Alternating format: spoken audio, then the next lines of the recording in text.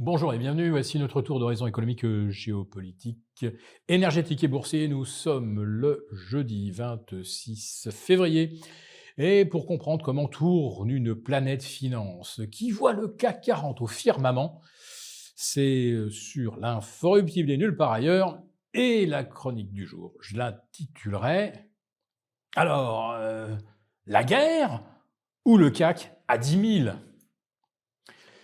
Bien sûr, le suspense est à son comble à la veille d'un week-end à très très haut risque géopolitique. Pourquoi? Eh bien parce que c'est ce week-end qu'expire l'ultimatum de Trump au régime des mollahs. Oui, l'Iran a jusqu'à samedi pour signer un bon accord sur le nucléaire et sur ses missiles moyennes ou longue portée. En fait, ce qu'on demande à l'Iran, vous l'avez compris, c'est de s'aplatir complètement, renoncer à son nucléaire civil, alors que tous les autres pays de la région, eux, réfléchissent à implanter des réacteurs, notamment l'Arabie saoudite, les Émirats, bref, tout le monde veut préparer l'après-pétrole, seul l'Iran n'y aurait pas droit. Et puis, il y a les missiles. Alors, voilà, il n'est plus question pour l'Iran d'être en mesure de se défendre contre qui que ce soit. Tous les pays de la région disposent soit du parapluie américain et de sa force de frappe, soit de missiles intercontinentaux, voire de missiles dotés de têtes nucléaires, puisqu'on suppose que Tel Aviv dispose de cette arme et d'au moins une centaine d'ogives. Donc l'Iran ne doit plus faire évoluer ses projets énergétiques, ne doit plus disposer de dissuasion crédible, et on pense que Téhéran va accepter ça. La réponse est probablement non. Alors, qu'est-ce que vont faire les États-Unis qui ont massé la plus puissante armada depuis l'invasion de l'Irak en 2003, en mars 2003? Vous voyez, hein, l'histoire se répète, ou quasiment, hein, c'est toujours au mois de mars que ça se passe. Les États-Unis ont donc menacé, et si demain ils acceptent ou qu'ils font machine arrière sur leurs exigences vis-à-vis de l'Iran, comment le justifieront-ils? Bon, ils trouveront toujours une raison. On a sauvé la paix, les mollahs sont devenus raisonnables. Oui, mais enfin, après avoir dit qu'on les mettrait littéralement à genoux, pour l'électorat, ça apparaîtra évidemment comme une reculade. Bon, des fois, comme on dit, il vaut mieux un mauvais compromis qu'une bonne guerre. Bon, on sait aussi que dans la région, il y a certains pays qui préfèrent une bonne guerre à un mauvais compromis. Donc nous en sommes là, et pour essayer d'évaluer si le risque de guerre est réel, jetons un petit coup d'œil du côté des marchés. Ah, comme je le disais en préambule, le CAC 40 est au firmament. Le voici à 8630 points. Je pense même qu'on verra plus haut aujourd'hui, pourquoi pas. Et ben on se rapproche drôlement des 10 000, hein, puisqu'il ne manquerait plus que 15 ou 16%. Ah, ça paraît beaucoup, 15 ou 16%. Oui, certes, mais regardez un petit peu la trajectoire de la bourse de Tokyo depuis le début de l'année. On est déjà à plus 16% en 8 semaines. On est à plus de 2% par semaine. Bon, bah tout ça, à la fin de l'année, ça nous fait un bon 100%. Ouais, mais la progression des valeurs japonaises, elle est tout simplement ridicule en comparaison de la bourse de Séoul, avec un Kospi qui gagne 40% et l'indicateur Nasdaq des valeurs technologiques, qui inclut surtout les fabricants de mémoire, hein, de semi-conducteurs qui sont aujourd'hui extrêmement recherchés dans l'IA, eh bien, grâce au secteur des mémoires, le Nasdaq de Séoul est en hausse de 53%.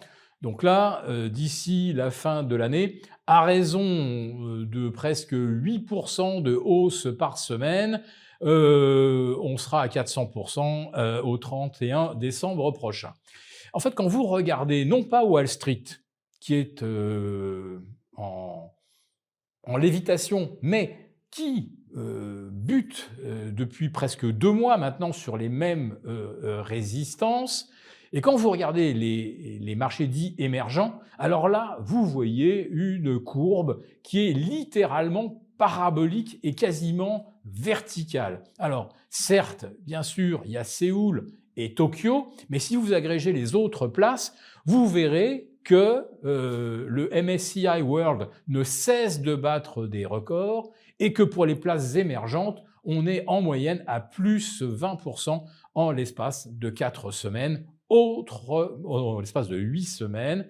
Autrement dit, on gagne environ 2,5% par semaine. Il n'y a aucun signe de retournement.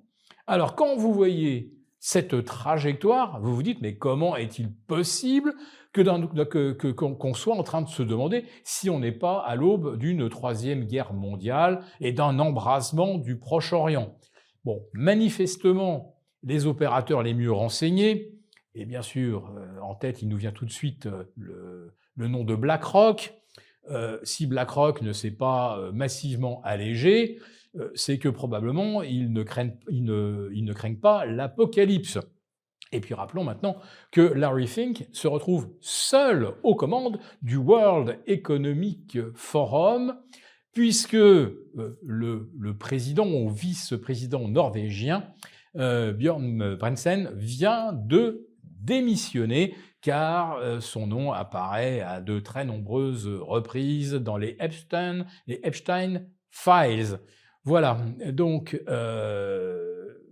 on va dire qu'aujourd'hui, entre la présidence du forum de Davos et la présidence de BlackRock, Larry Fink est probablement celui qui a le plus de cartes en main pour déterminer si les marchés ont raison ou non de s'inquiéter. Autre observation, les marchés obligataires, pour l'instant, n'ont pas l'air du tout de servir de refuge face à un avenir qui pourrait devenir chaotique, voire apocalyptique. Et puis vous avez l'or et l'argent, bon, ils viennent de bien remonter en l'espace de 3 semaines. L'or plafonne sous les 5200 $, l'argent sous les 88 ou 89 $, à peu près au même niveau que ceux atteints lors du rebond post-flash crash du 30 janvier dernier.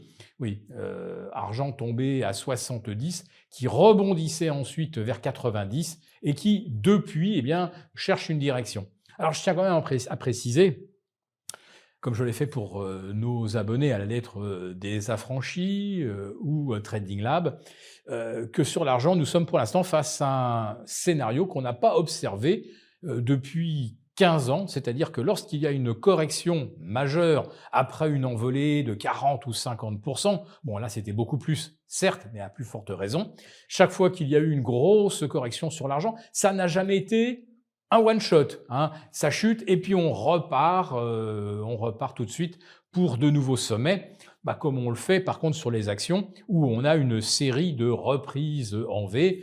Donc la reprise en V post-7 avril, post-droit de douane américain. Chaque fois qu'en fait il y a une correction sur le Nasdaq, il y a un gros et puissant buy the dips. Et bien sur l'argent, c'est pas comme ça que ça se passe, et ni sur l'or. Il y a une première vague de correction, un rebond, et puis il y a une seconde vague de correction qui, pour l'instant, n'est toujours pas en train de se former. En ce qui concerne le Nasdaq, alors là, par contre, on sait que ce n'est pas Nvidia qui va relancer la mécanique haussière. Non, ce sont toujours effectivement les mémoires donc qui ont propulsé Séoul au firmament. Et aujourd'hui, donc, Nvidia est en léger repli après des résultats évidemment exceptionnels, les meilleurs, comme on s'y attendait, mais avec quelques interrogations sur la confirmation de toutes les commandes pour les data centers et également des doutes sur la capacité des spécialistes de l'IA de lever encore plus de fonds pour muscler leur capacité de calcul. Voilà. Donc, soit les marchés sont d'une inconscience totale et ont complètement perdu tout contact avec le réel, et donc c'est une fuite en avant pour conjurer le sort, soit effectivement on va échapper à une guerre totale avec l'Iran et au sentiment que les marchés aujourd'hui sont beaucoup trop chèrement valorisés, et n'en doutez pas, ils le sont. Pour vous remercier de votre fidélité, vous pouvez télécharger gratuitement notre rapport spécial qui contient 5 valeurs à fort potentiel détectées par nos experts et qui sont toutes éligibles au PEA. Il vous suffit de cliquer sur le lien en description pour l'obtenir gratuitement. Merci et à bientôt. Merci beaucoup d'avoir regardé cette vidéo. N'hésitez pas à réagir dans les commentaires ou à liker et partager cette vidéo si le contenu vous a plu. Et pour ne rater aucune de nos prochaines émissions, vous pouvez vous abonner à notre chaîne et activer les notifications. Et pour plus de contenu, n'oubliez pas que le dernier rapport rédigé par nos experts est accessible en cliquant sur le lien de description. On se retrouve tout de suite dans les commentaires et je vous dis à très bientôt pour une prochaine vidéo.